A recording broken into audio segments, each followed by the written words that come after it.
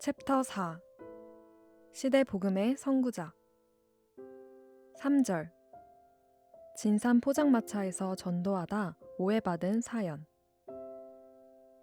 제3편 불신의 끝을 보기 위해 불까지 질러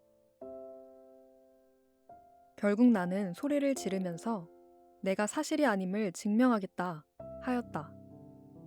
그리고 방 안에 기름을 몽땅 뿌리고 문을 철사로 걸어 잠그고서 불을 지르고 말았다.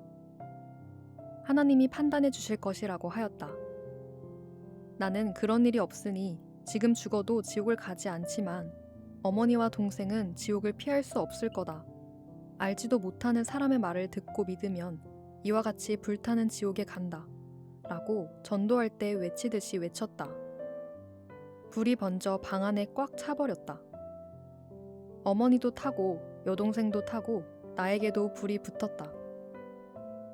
그러자 어머니는 내가 잘못했다 라고 외치고 여동생도 나는 죽어도 괜찮지만 어머니는 죽으면 안 된다 라고 하였다. 우리가 잘못 알았다 하며 모두 울면서 살려달라고 하였다. 이제 나도 죽게 되었고 이미 모든 것이 늦어버렸다고 나는 말했다. 왜 내가 그렇게 하나님의 이름으로 맹세하면서 이야기를 하여도 믿지를 않았어요. 했더니 어머니는 우리가 귀신이 들렸고 사탄이 들려 남의 말을 들었나 보다 했다.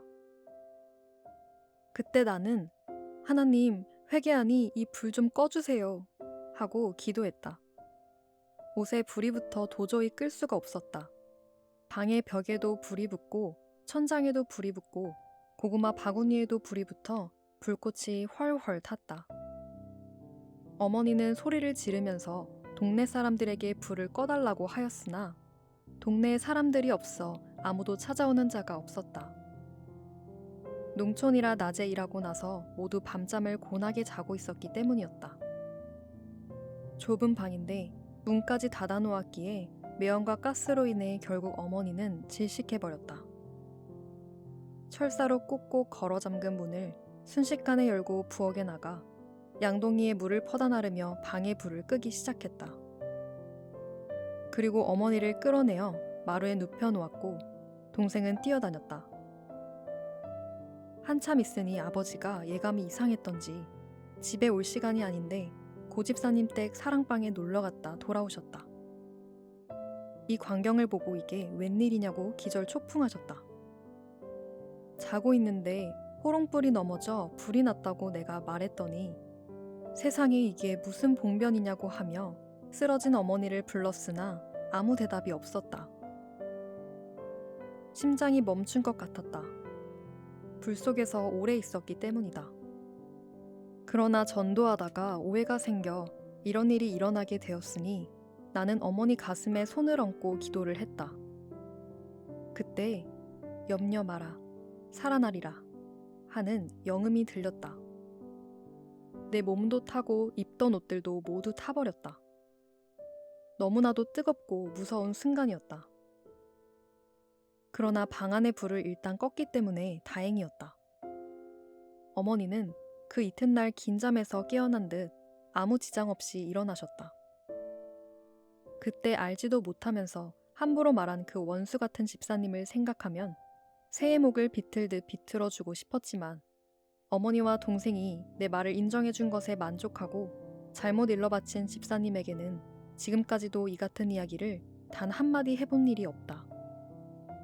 내 혈통만 나를 그렇게 생각지 않으면 나는 만족했던 것이다. 그 후 어머니가 그 집사님한테 왜 잘못 보고 왔느냐고 따져 이야기를 했는지도 지금까지 물어본 일이 없다. 오직 그날 내가 한 일을 생각하면서 앞으로는 그런 방법으로 옳고 그름을 이해시키고 굴복시켜서는 안 되겠다고 생각했다.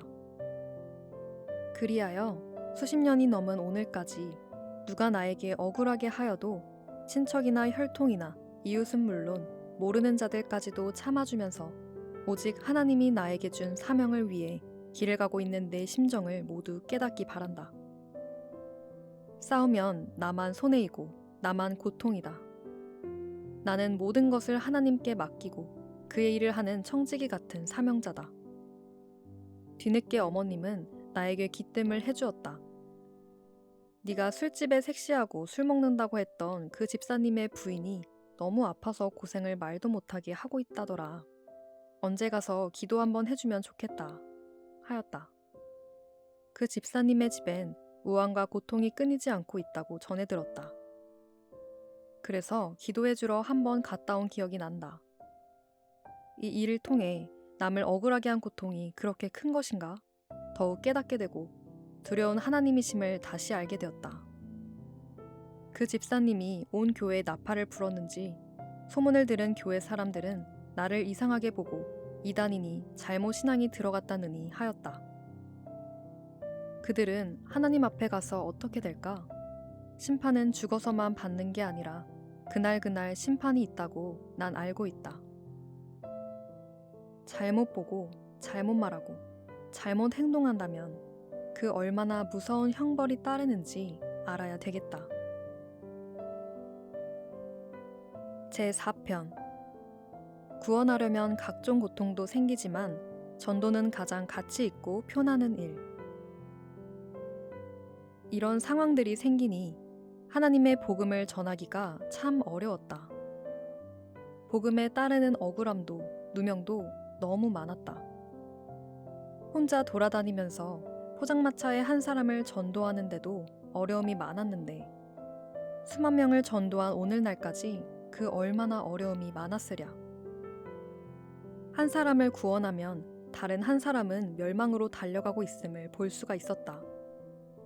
선평자는 구원이고 악평자는 멸망으로 기울어졌다. 참으로 안타까운 운명들이었다. 이후에도 계속 노방전도를 다녔고 지금은 잘 기억도 나지 않지만 서울 용산의 창녀촌, 신촌 유흥가 등 가리지 않고 열렬히 거침없이 다녔다. 그런 곳에서 전도하면서 한 번도 이성의 유혹에 빠진 일은 없었다. 때로는 전도를 못하고 혼이 나고 쫓겨난 때도 있었지만 거의 대부분 결국은 하나님을 믿겠다고 하였다. 전도자들은 매일 기도를 해야 한다. 자기 신앙을 위해서, 남의 영혼을 위해서다. 자기가 약한데 사명만 가지고 하다가는 유혹에 빠져 오히려 남을 구원하다 자기가 사망과 흑암으로 흘러가는 일이 많다. 하나님이 용서해 준다 하지만 잘못하면 사도 바울의 말과 같이 남을 구원해 놓고 자기가 멸망할까 두렵다. 고로 홍수에 떠내려가는 생명을 건지려다가 자기 생명이 급류에 휩싸여 떠내려갈까 조심하여야 된다. 생명을 건지기만 하면 그 얼마나 보람이랴. 그러면 그 사람이 사는 날 동안은 물론이고 영원히 감격 감사할 것이다. 우리 섭리사는 교리 차이도 있고 이미 오해를 받은 처지들이라 전도가 참 어렵다 하지만 결국은 섭리 역사 40여 년 동안 누구 못지않게 많은 생명들을 전도한 셈이다.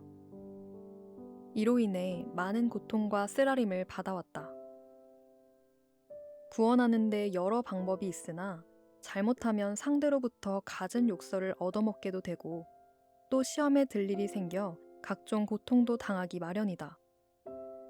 하지만 전도하면 하나님이 자기 구원을 더 완전하게 해주심을 깨달아야 되겠다. 그리고 우리는 이 복음을 전해서 온 인류를 하나님 앞으로 돌려놓아야 되겠다. 이 복음은 성자께서 나에게 깨우쳐 주신 하나님의 시대의 뜻을 이루는 생명의 말씀이다. 단언하는 바, 오해를 받아도 복음을 전하고 억울한 누명을 쓰고도 전도하여 오늘의 내가 된 것 같이 모두 전도해야 된다. 이 복음의 건너편에 있는 자들은 우리를 자기 편같이 좋게 여기지를 않는다. 한 집 안에서도 심정 안 맞아 싸우고 한 민족끼리도 서로 싸우는데 우리 울에 들지 않아 우리를 미워하는 자들은 오죽 악평하랴. 하지만 그들과 불을 지르며 혈기를 내며 싸울 필요가 없다. 싸운다면 지구촌이 진동하는 너무 큰 싸움이 벌어지기 때문이다. 우리들의 참 목자가 되시는 하나님, 성자, 성령님은 우리들의 죄와 허물들을 너무 잘 아신다. 반면에 의와 공적도 너무 잘 아신다. 내 인생의 삼위만 인정하고 왔으니 모두 그리한다면 나와 같이 시대 섭리 역사를 더 잘 펼 수가 있을 것이다. 나 때문에 부모와 형제들은 파란곡절이 너무도 많았다. 그래도 결국 부모님은 이 복음을 깨닫고 따르다가 돌아가셨고 동생들 모두 이 복음에 앞장서서 나가고 있으니 내가 이 글을 보람있게 쓸 수가 있다. 또 지구촌 곳곳에서 이 복음의 사람들이 늘 기도하고 목숨 바쳐 하나님의 섭리를 위해 띄워주니 오늘의 역사를 낳게 된 것임을 부인할 수가 없다. 나만이 걸어온 그 길을 하나님이 더욱 찬란하게 해주셨다. 나는 지구상의 모든 사람을 다 전도하겠다고 마음먹고 산다. 사람이 구원받고 그 은혜를 갚는 길은 전도하는 것밖에 없다. 우리가 하나님께 해드리는 것 중에 가장 가치 있고 표가 나며 영원히 남아있는 일은 천하를 주고도 바꿀 수 없는 생명을 하나님께 돌리는 일, 곧 전도하는 것이다. 모두 나와 같이 매일 전도하는 일을 쉬지 말아야겠다.